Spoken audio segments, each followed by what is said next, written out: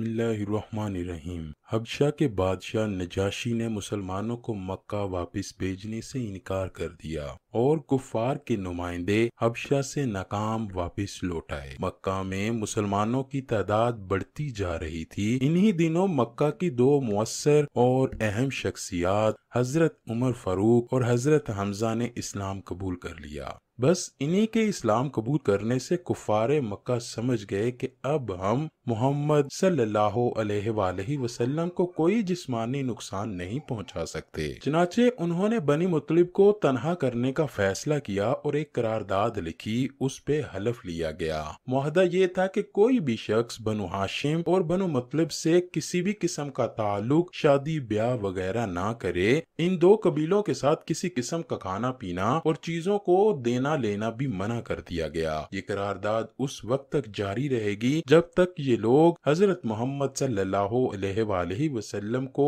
कत्ल के लिए इन लोगों के हवाले नहीं कर दिए जाते। इस मुआहदे को अहमियत देने के लिए इसको काबा के अंदर लटका दिया गया। इसके अलावा भी दूसरे कबाइल भी इस मुआहदे में शिरकत करने लगे। जब बनु कनका भी इस मुआहदे में शरीक हुआ तो ये करारदाद बहुत ज्यादा मजबूत हो गई। इस मुआहदे की किताबत मुगीज बिन आमर बिन हाशिम ने की थी। नबी करीम ने उसके लिए बदवा की तो उसके हाथों की उंगलियां जल गईं, जिस वजह से उसका हाथ ही काम करना छोड़ गया। कुरैश मक्का के इस बाइकाट से मजबूर होकर हजरत अबू तालिब ने अपने खानदान के साथ शोएब अबी तालिब में पनाह ली। कुरैश मक्का के समाजी मुकाते के बाद हजरत अबू तालिब मजबूर होकर बनु हाशिम और बनी मुतलिब की हिफाजत की खातिर पहली मुहर्रम 7 नबवी की शब को तमाम खानदाने बनी हाशिम के साथ सिवाय अबू लहब के कोहे अबू कबीस में वाक़या घाटी शोबे अबी तालिब में पनाह गजी हुए। घाटी को अरबी में शोब कहते हैं और कोहे अबू कबीस में कई घाटियां थी, जैसे शोबे मुतलिब, शोबे बनी हाशिम, शोबे बनी असद, शोबे बनी आमर, शोबे बनी कनाना वगैरह। ये शोबे बनी हाशिम की मरूसी मलकियत थी। उस वक्त बनी हाशिम के सरदार हजरत अबू तालिब थे, इसलिए ये घाटी उन्हीं के नाम से शोबे अबी तालिब कहलाने लगी। आजकल शोबे अबी तालिब मक्का के बाजार सौकुल लेल के मुकाम पर एक बस्ती है जो अतराफ की 3 घाटियों के दरमियान में है। इसे मोहल्ला हाशमी भी कहते हैं। मौलिदुन नबी सल्लल्लाहु अलैहि वसल्लम, मौलिदे अली और खदीजा भी इसी शोब में वाक़या हैं। इसे शोबे अली या शोबे बनी हाशिम कहा जाता है। इस महसूरी के जमाने में तमाम मुहसरीन मसाइबो अलाम का शिकार थे। खाने पीने की चीजों का जखीरा चंद महीनों में खत्म हो गया। कुरैश मक्का के बाइकाट के नतीजे में गल्ले और सामान और खुर्दनोश की आमद बंद हो गई, क्योंकि मक्का में जो गल्ला या फरोख्तगी के लिए सामान आता था तो उसे मुशरिकीन लपक कर खरीद लेते, इसलिए फिक्रो फाका की नौबत आ गई। उनके पास बमुश्किल ही कोई चीज पहुंच पाती, वो भी पसे पर्दा। भूख से बिलखते हुए बच्चों और औरतों की आवाजें जब बगाटी के बाहर सुनाई देती तो कुरैश सुन सुनकर खुश होते। जब रसूल अल्लाह सल्लल्लाहु अलैहि वसल्लम और इस्लाम की खातिर तमाम मुहसरीन ये तकलीफ बर्दाश्त कर रहे थे, हदीस में जो सहाबा की जुबान में मज़कूर है कि हम तला की पत्तियां खा खा कर बसर करने लगे, ये उसी जमाने का वाक़या है। हजरत साद बिन अबी वकास का बयान है कि एक दफा रात को ऊंट का सूखा हुआ चमड़ा हाथ आ गया। मैंने उसको पानी से धोया, फिर आग पे भूना और पानी में मिलाकर खा गया। उम्मुल मोमिनीन हजरत खदीजा ने जो नाज़ो नाम में पली बड़ी थी, लेकिन हर तरह की मुसीबत और फिक्र फाका पर बर्दाश्त किया और हुजूर अकरम सल्लल्लाहु अलैहि वसल्लम की गम गुसारी की और मुस्लिम खवातीन के लिए एक बेहतरीन मिसाल छोड़ गयीं। महसूरीन सिर्फ अयाम हज में ही शोब से बाहर निकल सकते थे और उस वक्त भी कुरैश ये करते कि खाने पीने की चीजों को जायद कीमत पर खरीद लेते ताकि महसूरीन को कुछ ना मिल सके, जिसका मंशा सिर्फ उनका अरसा हयात तंग करना था। बाज रहमदिल इंसानों को महसूरीन की उस हालत पर तरस भी आता तो वो चोरी छुपे कुछ गल्ला पहुँचाने की कोशिश करते, लेकिन कड़ी निगरानी के बाइस उन्हें भी मुश्किलात کا سامنا کرنا پڑتا تھا۔ ایک روز حکیم بن حزام نے، جو حضرت خدیجہ کے بھتیجے تھے اور ابھی مسلمان نہیں ہوئے تھے، راتوں میں چھپ چھپاتے ہوئے اپنے غلام کے ذریعے کچھ گیہوں بھیجے تو راستے میں ابو جہل نے دیکھا اور چھین لینا چاہا۔ اتفاق سے ابو البختری بن ہشام وہاں آ گیا اور اس نے بیچ بچاؤ کیا۔ وہ اگرچہ کافر تھا لیکن اس کو بھی رحم آیا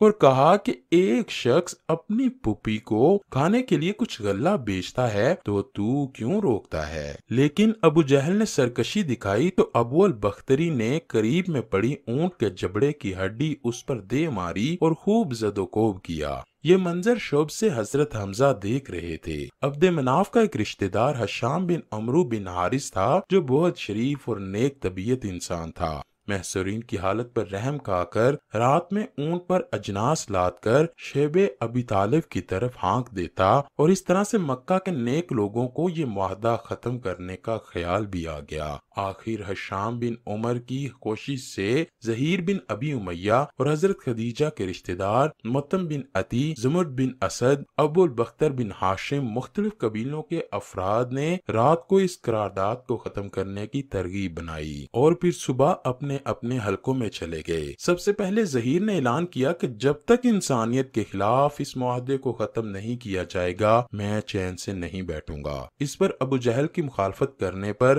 4 اور قبیلوں کے سرداروں نے اس قرارداد سے بائیکاٹ کرنے کا اعلان کیا۔ ابو جہل مجلس کا یہ رویہ دیکھ کر حیران رہ گیا اور اس نے سوچا کہ یہ معاملہ تو پہلے سے ہی طے شدہ لگتا ہے۔ ایک روز حضرت محمد صلی اللہ علیہ وآلہ وسلم حضرت ابو طالب سے کہا، چچا جان، مجھے اللہ پاک نے خبر دی ہے کہ سرداروں نے جو عہد نامہ لکھ کر کعبہ میں لگایا تھا اس کو دیمک نے چاٹ لیا ہے، لیکن جس حصے پر اللہ پاک کا نام لکھا تھا وہ حصہ باقی ہے۔ مکہ میں چند بزرگوں کو یہ عہد نامہ پسند نہیں تھا۔ انہوں نے ایک جگہ جمع ہو کر فیصلہ کیا اور اس ظالمانہ فیصلے کو ختم کر کے بنو ہاشم اور بنو مطلب کو شہر میں واپس بلا لینا چاہا۔ ابھی یہ لوگ باتیں ہی کر رہے تھے کہ رسول اللہ کے چچا حضرت ابو طالب تشریف لائے اور بائیکاٹ کرنے والوں سے کہا، قریش کے لوگوں، میرے بھتیجے حضرت محمد نے اطلاع دی ہے کہ تم نے جو عہد نامہ لکھ کر خانہ کعبہ پر لگایا تھا اس کو تو دیمک نے چاٹ لیا ہے۔ اس میں لکھا ہوا صرف اللہ کا نام باقی رہ گیا ہے، اس لیے اب تم عہد نامہ منگوا کر دیکھ لو، اگر ایسا ہے جیسا رسول اللہ نے فرمایا تو تم بائیکاٹ ختم کر دو، اور اگر ایسا نہ ہوا تو میں حضرت محمد کو تمہارے حوالے کر دوں گا۔ کافروں نے حضرت ابو طالب کی یہ بات مان لی۔ عہد نامہ منگوا کر دیکھا تو نبی کریم حضرت محمد صلی اللہ علیہ وآلہ وسلم نے جو فرمایا تھا وہ بالکل صحیح تھا۔ اس طرح یہ عہد نامہ ختم ہوا اور مسلمان شعب ابی طالب سے باہر آ گئے۔ بہت ہی مصائب اور تکالیف پہنچاتے ہوئے جب قریش کے لوگ حضرت محمد کو نفسیاتی شکست نہ دے سکے تو قریش کے لوگوں نے مشرطی دباؤ ڈالنے کا منصوبہ تیار کیا، اور اس طرح ان کے سرپرست اور نگرانوں کے لیے ابو طالب پہ دباؤ ڈالنا ضروری تھا۔ چنانچہ قریش کے سرداروں نے بار بار جا کر ان سے شکایت کی۔ ایک بار 25 سردار ابو طالب کے پاس گئے، ان میں ابو جہل، ابو سفیان، امیہ بن خلف، اسود بن عبد المطلب، شعبہ بھی شامل تھے۔ انہوں نے پہلے تو حضرت ابو طالب کے سامنے رسول اللہ کے خلاف اپنی شکایات بیان کی اور پھر کہا کہ ہم آپ کے سامنے انصاف کی بات پیش کرتے ہیں، آپ کا بھتیجا ہمیں اپنے دین پر چھوڑ دے تو ہم اس کو اس کے دین پر چھوڑ دیں گے، وہ جس بھی معبود کی عبادت کرنا چاہتا ہے وہ کرے اور ہمیں اس کام کے لیے کوئی دخل نہ دے، لیکن اس کو چاہیے کہ وہ ہمارے معبودوں کی برائی نہ کرے۔ قریش کے لوگوں کو یہ نہ کہتا پھرے کہ ہم اپنے معبودوں کو چھوڑ دیں، آپ ہماری اس شرط پر نبی کریم سے ہماری صلح کروا دیں۔ ان کے نزدیک صلح کروانے کا اس سے بہتر طریقہ اور کیا ہو سکتا تھا؟ حضرت ابو طالب نے حضرت محمد کو اپنے پاس بلایا اور سارا معاملہ ان کے سامنے رکھ دیا۔ رسول اللہ نے فرمایا، چچا جان، میں ان کو ایسا کلمہ پیش کرتا ہوں کہ اگر یہ وہ پڑھ لیں تو سارے لوگ ان کے تابع ہو کر رہ جائیں گے، اس پر انہوں نے کہا کہ تم کلمہ بتاؤ، ہم تو 10 کلمے کہنے کو تیار ہیں، مگر ہم کو بتاؤ تو صحیح وہ کلمہ کیا ہے۔ رسول اللہ صلی اللہ علیہ وآلہ وسلم نے فرمایا لا الہ الا اللہ محمد الرسول اللہ۔ یہ سن کر وہ لوگ غصے میں آ گئے اور تکبر کے ساتھ کھڑے ہو گئے اور مختلف باتیں بناتے ہوئے سردار چلے گئے کہ تم اپنے معبودوں پر جمے رہو۔ یہ بات کیا ہے؟ ہم نے تو یہ بات پچھلے دین میں بھی نہیں دیکھی، یہ تو صرف منفرت ہے۔ مسلمانوں کی اس سے نجات تو مل گئی، لیکن قریش کے 3 سال تک مسلسل بائیکاٹ کی وجہ سے بہت سے مسلمان بیمار ہو چکے تھے۔ حضور اکرم مکہ تشریف لائے ہی تھے کہ آپ کے چچا حضرت ابو طالب بیمار ہو گئے۔ آپ کی بیماری انتہائی شدت کی تھی، جس وجہ سے چند ہی دنوں میں آپ بستر سے اٹھنے کے قابل نہ رہے۔ آپ نے بیماری کی حالت میں اپنے چاروں بیٹوں کو بلایا اور حکم دیا کہ محمد کا ہمیشہ ساتھ دیتے رہنا اور کبھی بھی انہیں اکیلا نہ چھوڑنا۔ اسی کے ساتھ رسول اللہ صلی اللہ علیہ وآلہ وسلم کو بھی نصیحت کی کہ میرے پیارے بیٹے علی کو اپنے ساتھ رکھنا اور ایسے ہی پرورش کرنا جیسے میں نے آپ کی ہے۔ بس اسی بیماری میں آپ نے وفات پائی۔ آپ کی وفات نے رسول اللہ کو بہت غمگین کیا، کیونکہ آپ کے یہی چچا تھے جنہوں نے ساری زندگی کافروں سے رسول اللہ کو پناہ دی، اور یہی تھے جو بنی ہاشم بنی مطلب کے سردار تھے، جس وجہ سے قریش مکہ کھلے عام رسول اللہ کو شہید نہ کر سکے اور ان کے گھر پر حملہ نہ کر سکے۔ حضرت ابو طالب کے وصال کے بعد چند مدت کے بعد ہی حضرت خدیجہ بھی اپنے خالق حقیقی کو جا ملی۔ حضرت ابو طالب اور حضرت خدیجہ کے وصال کے بعد مشرکین نے پہلے سے بھی زیادہ رسول اللہ کا وہاں رہنا مشکل کر دیا۔ وہ طرح طرح کے ظلم و ستم کرنے لگے۔ حالات و واقعات اس طرح کے بن چکے تھے کہ رسول اللہ صلی اللہ علیہ وآلہ وسلم کا وہاں سے جانا ہی بہتر لگا۔ حضرت ابو طالب کی وفات کے بعد ابو لہب بنو ہاشم کا سردار بنا تو شروع میں ہی اس نے اعلان کر دیا کہ اے محمد، آپ اپنے اقوال اور اعمال کے ذمہ دار خود ہیں۔ یہ اعلان رسول اللہ کو برادری سے خارج کر دینے کے برابر تھا کہ مشرکین جو مرضی کریں، یہ قبیلہ اب آپ کی حمایت نہیں کرے گا۔ آخرکار آپ شوال کی 10 نبوت 619 عیسوی کو اس ارادے سے طائف چلے گئے کہ بنو ثقیف کو اسلام کی دعوت دیں۔ اگر وہ اسلام قبول نہ کریں گے تو ان کو اس بات پر لائیں کہ وہ آپ صلی اللہ علیہ وآلہ وسلم کو وہاں رہتے ہوئے اپنا کام کرنے کی اجازت دے دیں۔ طائف مکہ کے 60 میل کے فاصلے پر پہاڑ میں ایک سرسبز و شاداب مقام تھا، جو کہ بہترین آب و ہوا کے لیے بہترین صحت کا مرکز تھا۔ جس وقت آپ نے طائف کا سفر کیا تو اس وقت قبیلہ بنو ثقیف کی حکومت تھی۔ آپ صلی اللہ علیہ وآلہ وسلم کے پاس اس وقت کوئی سواری بھی نہ تھی، تو مکہ سے طائف آپ نے پیدل ہی سفر کیا۔ آپ کے ساتھ صرف زید بن حارثہ تھے۔ راستے میں جاتے ہوئے آپ کا گزر جس قبیلے سے بھی ہوا تو اس کو دین اسلام کی دعوت دیتے جاتے، لیکن کسی نے بھی دعوت کو قبول نہ کیا۔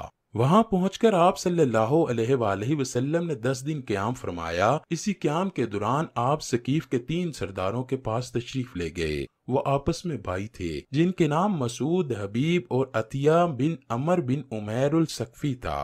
رسول اللہ نے ان تینوں کو اسلام کی دعوت دی۔ انہوں نے اسلام قبول کرنے سے انکار کرتے ہوئے یہ سوچا کہ ایسا نہ ہو کہ ہمارا نوجوان طبقہ رسول اللہ کے دین سے متاثر ہو کر آپ پر ایمان لے آئے۔ اس لیے انہوں نے رسول اللہ صلی اللہ علیہ وآلہ وسلم کو تنگ کرنا شروع کیا تاکہ آپ طائف چھوڑ کر چلے جائیں۔ جب آپ طائف کو چھوڑ کر جانے لگے تو انہوں نے اپنے نوجوان لڑکوں کو رسول اللہ کے پیچھے لگا دیا۔ ان ظالموں نے رسول اللہ صلی اللہ علیہ وآلہ وسلم کو پتھر مارے، جس وجہ سے حضرت محمد کے جسم پر بے شمار زخم آئے۔ اس حالت میں آپ عتبہ شیبہ کے باغ میں بیٹھ گئے۔ یہ باغ طائف سے 3 میل کے فاصلے پر تھا۔ رسول اللہ باغ میں ایک دیوار کے ساتھ کھجور کے درخت کے سائے میں بیٹھ گئے۔ جو کچھ آپ کے ساتھ ہوا اس پر غور فرمانے لگے۔ اسی وقت آپ صلی اللہ علیہ وآلہ وسلم نے ایک رکعت امیز دعا فرمائی۔